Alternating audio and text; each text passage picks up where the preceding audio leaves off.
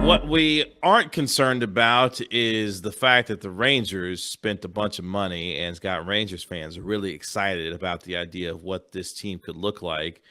And Reg's posing an interesting question when it comes to the Texas Rangers, specifically their rotation. Yeah, this is courtesy of Levi Weaver, the homie who works for The Athletic. Will this 2023 rotation be the best Rangers rotation ever? So, obviously, there's not an easy way to do like a one-to-one comparison on all these things. Because one of the things is, let's start with the big thing. Obviously, you talked about the spending. You got one of the best pitchers, if not the best pitcher in the league when healthy, which is Jacob deGrom.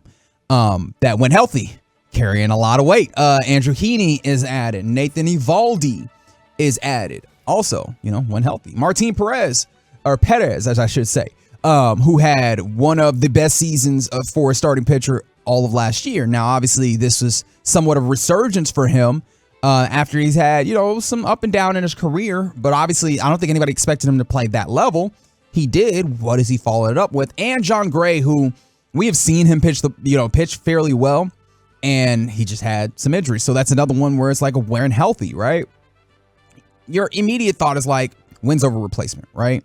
Or wins above replacement, I should say. WAR, right? It seems like a very normal stat.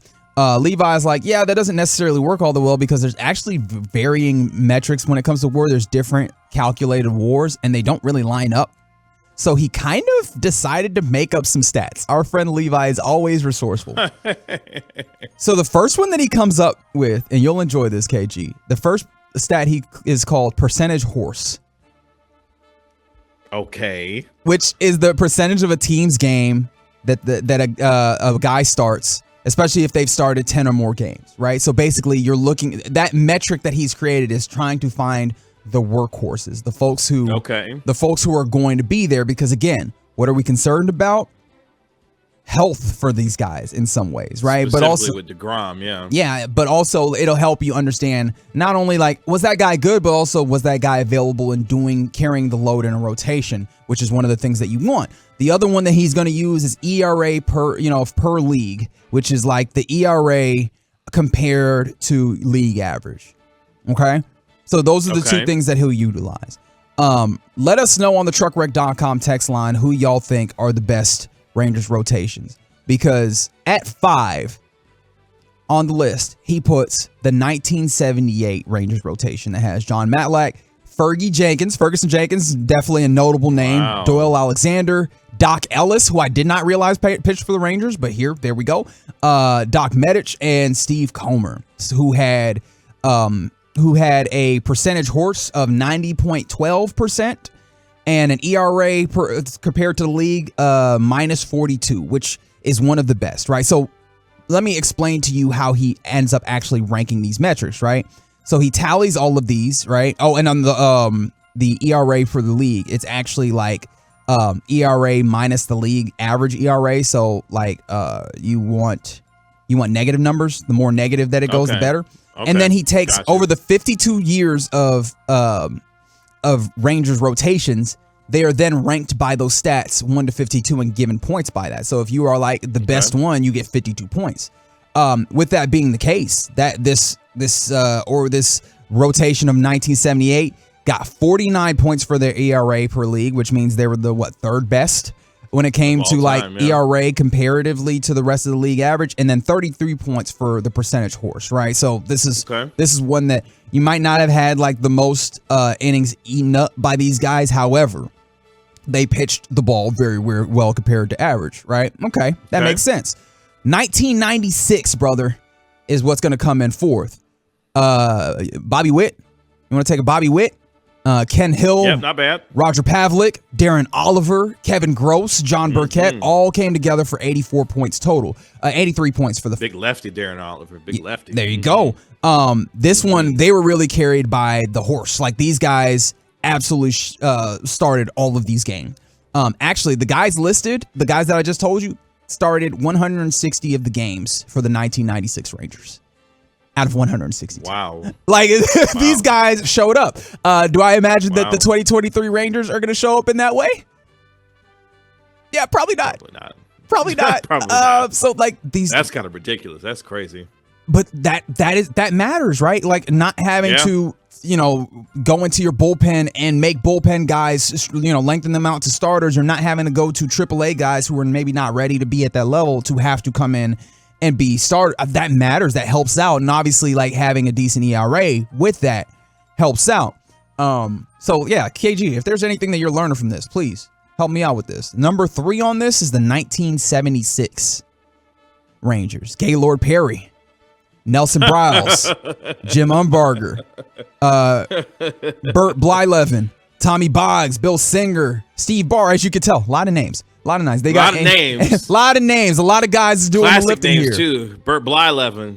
Yeah, we're going way back in the time machine now. Yeah, man, 76, brother. Like, but what this does, man, is they have a pretty good percentage horse, and their ERA was good. Like, this was kind of a middle of the road type situation. Well, what it's telling me so far is that it's been a long time. It's been a long time coming. That's a great point. For a rotation that is even rivaling some of these, teams from yesteryear that we've gotten to this point, and we're still looking for a rotation as good as some of those teams. We're talking about 40 some odd years ago, except for the 96, which is also still 25 years ago, right? Yes, exactly. But, I mean, look, it also speaks to the fact that the Rangers' history pitching has not been all that great, which is why, like, you could come up and ask, hey, is this one team that you just put together the best of all time, and have a reasonable conversation? Gaylord Perry, Nelson Briles, Jim Umbarger, Brett Bryleven, I already read these names. They all come in at third. Number 2. Also, the 1975. Right. Okay. So again, we're all in here. All Fergie right. Jenkins, Gaylord Perry, Clyde Wright, Jim Bibby, Jim Umbarger. Like, this is all the same. Yep. And it's like all the same. So the guys. answer is unequivocally yes. This is the best. Well, okay. So the number one when it comes to these stats. So this is the team that we are now comparing, or this is a rotation rather that we're comparing it to. 2011, right? Obviously, the 2011 team. C.J. Wilson, Colby Lewis, Derek Holland, our friend, Matt Harrison, Alexi Ogando. These guys obviously carried a lot of load. 96 or basically 97% of the starts was by those 5 guys. So like relatively healthy, and their ERA was very good. It was probably the 4th best ERA compared to league average for your entire organization. So like let's compare that 2011 C.J. Wilson, Colby Lewis, Derek Holland, Matt Harrison, Alexi Ogando to their current rotation that will be DeGrom, Evaldi, Perez, John Gray, Andrew Heaney. What are you thinking? This current group has the chance to be the best. I mean, we're still talking about the 2011 group. 12 years removed from that kind of a rotation, and now we're getting to a group that's got a guy that had won back-to-back Cy Youngs. It's got all-stars in these rotations. Like, this is the best group that they've put together on paper based on what the credentials are for this team. Now, the innings and the amount of innings that you're going to get from this group, that's where things get a little tempting on whether or not you feel like this group can last with some of the longevity of the other groups. There you go. And this is where we're going to get to Levi Weaver's stats that he invented. He's ERA versus league average. We're using projections, and we know baseball is really good at doing these projections.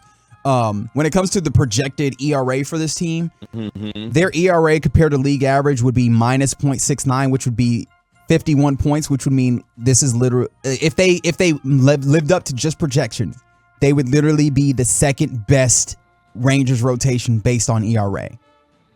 Where this falls apart is how many starts they're anticipated to make. And they would be anticipated to make 87.5% of the starts, which is far below where you need to be, which would put this, based off of this metrics that Levi put together, that would put them at 9th when it comes to Rangers rotations. So it feels like what they need to do to be one of the great Rangers rotations is stay healthy. And also the margin of error seems very thin then when it comes to how deep, because one of the biggest problems that we've talked about is this team's inability to win in one-run games. And you're hoping that with a better lineup going into this upcoming year, like the continued growth and continuity of this lineup with pitch, that you won't necessarily have to be in a bunch of one-run games to where your margin of error is as thin as it was last year. So, but the question is, how healthy will those dudes be in order to get you in that spot? Because if they're not healthy, right, you're taking those great guys, like, Yes, especially if it's DeGrom, who is projected to have a 2.74 ERA, right? Like if you're losing DeGrom or Heaney or Evaldi that are projected to have sub-4 ERAs, and no shade to these guys, but you're slotting in more Dane Dunning, more Glenn Otto, more Jake Odorizzi. The more the more outings that you have for those guys, you also then narrow that margin back down to like making sure that you get all those runs on the base paths and not, get like you want to win defensively almost the way that you've had set up this pitching. Obviously, you still want to put runs on the board. Don't get me wrong, but you're going to make it a little bit more difficult. You're going to put the onus more on your bats when you have your starters, the ones that you paid a whole bunch of money, and the ones that you're anticipating being really good when it comes to ERA. Now give way to the next guys. You're 4A guys, right? Basically the guys that are kind of in the middle there, that are not stacking up to the rotation that you built. That's really what it's going to be. Can you keep these guys healthy? Because if they are healthy, they should produce. But the problem is if they are not healthy, then you're asking other guys to come up and produce like that. And I don't know. That's going to be the biggest question. Can this group stay healthy? And if they can, they are going to be a major reason why this team could be threatening for not just a wild card spot, but possibly make some noise when it comes to the overall AL West this year. You believe that? Again, you believe that? No, I do. Okay. No, I do believe that. This rotation is good enough. Again, health.